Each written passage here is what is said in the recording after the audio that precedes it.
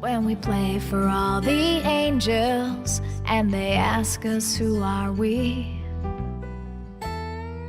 we'll tell them we are the songwriters of Nashville, Tennessee. Yes, I'm just one of the songwriters of Nashville, Tennessee.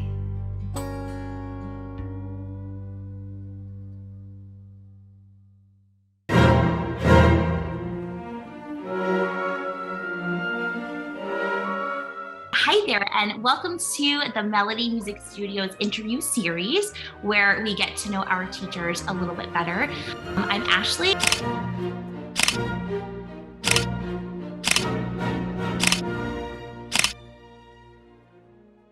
Today I'm here with Laura. Laura, thanks so much for joining me for this interview today. How are you doing? Thank you for having me. Thank you. So my first question for you is, can you please tell us the instruments or voice types that you typically teach? Yes, of course. So I teach piano, and that's it. I play guitar and I sing and I write songs, but I have been playing piano since I was 6. On the piano, I can do all the theory and everything that they need to know. And so what ages or experience levels do you typically work with?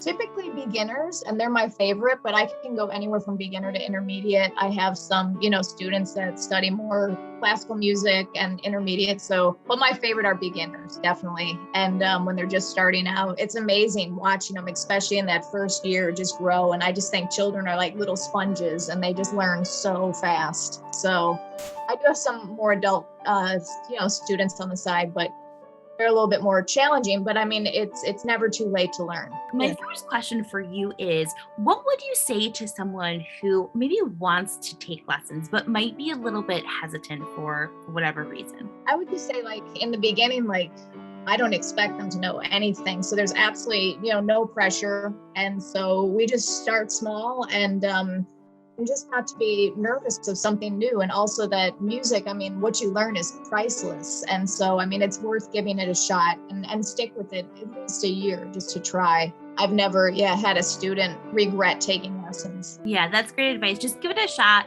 give yourself a chance and then see what happens. So my next question for you is, who would you say are your musical inspirations? I would say on the piano, I love Tori Amos. And I always say that and everyone's like, who's that? But she's just amazing. Awesome. I love Brandy Clark. Again, probably never heard of her, but she wrote, for Miranda Lambert and different artists. In the middle is to fight, the rich get richer, the rest get a little more broke. We're gonna need a bigger. So those are my biggest influences. Beautiful. And coming, based in Nashville, that makes a lot of sense. Yeah, I love country Americana music, but I love all kinds of music. I love singer-songwriters in Nashville that are just under the grid. Brandi Carlile, but she's becoming even more famous now. But of course, you gotta love Elton John as a piano player. So. Yep, absolutely. Billy Joel, the greats. But yeah. So my next question for you is, what would you say to someone who maybe struggles with performance anxiety? I know a lot of us do. And then, do you suffer from it yourself? I used to. I was just telling one of my students, I had horrible anxiety. And as a child, even in my own home, when we have Christmas and my family wanted me to play for them piano, and I'm like, don't look at me. Right. Keep talking. And so I'd be in the corner just plunking away a Christmas song. And so I was, very nervous to play. I was a very quiet child. But now I play out a lot on guitar, piano, singing. And so in Nashville, I would say the first, minute, I'm still kind of nervous, but after that, I'm okay. So I think once they just get up, just try it, it'll get better. And by the second song, I'm a rock star. So, yes. You just get up there and just try. I do close my eyes a lot on stage just because it gets rid of the audience and the bright lights in your face. Just the more you do it, the better it gets. Great advice. So what do you want your students, Laura, to take away with them once they've completed their journey with Yeah. you? What do you want them to remember?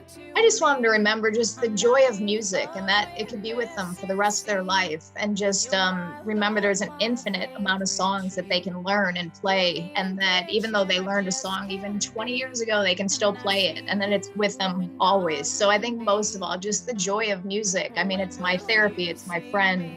It's always there. So if I can give them that love of music, I think I've done my job right. Wonderful. I love that response. And yeah, we want to spread that joy, that passion. Yeah. My last question for you is there anything in your musical career that you've accomplished that you're really proud of or you're really excited about and you would like to share it with us and maybe even potential future students? Yes, definitely. I have my little prop here. I have a couple of my albums. So, I mean, this is what I've always done. I'm a singer-songwriter. And so this is my 5th album, believe it or not. Wow. And my 2nd album, solo piano, but these are guitar, piano, singing, all of that. What I also like to encourage my students to do is compose. I mean, that's one of my favorite things to do on any level. I mean, we all have different aspirations. We don't all have to play at the Grand Ole Opry. But also, I think just my students and how far they've come, I'm really proud of that. I didn't know how much gratification I would have until I taught one-on-one. I really love that experience and just seeing how they've grown. I love that. I love that answer. I really appreciate you being here with me today. Yeah. Yes. Thank you so much for your time. There's nothing to be nervous about trying a new instrument. And I'm definitely here if you want in-person or virtual lessons, and we can have a lot of fun. Beautiful. I love it. All right. Well, thank you so much. And we're going to sign off for today and say goodbye. Until next All time. right. Goodbye. Thanks Thank so you. much. Bye. Bye. You pour another drink and place the blame on me for all your mistakes.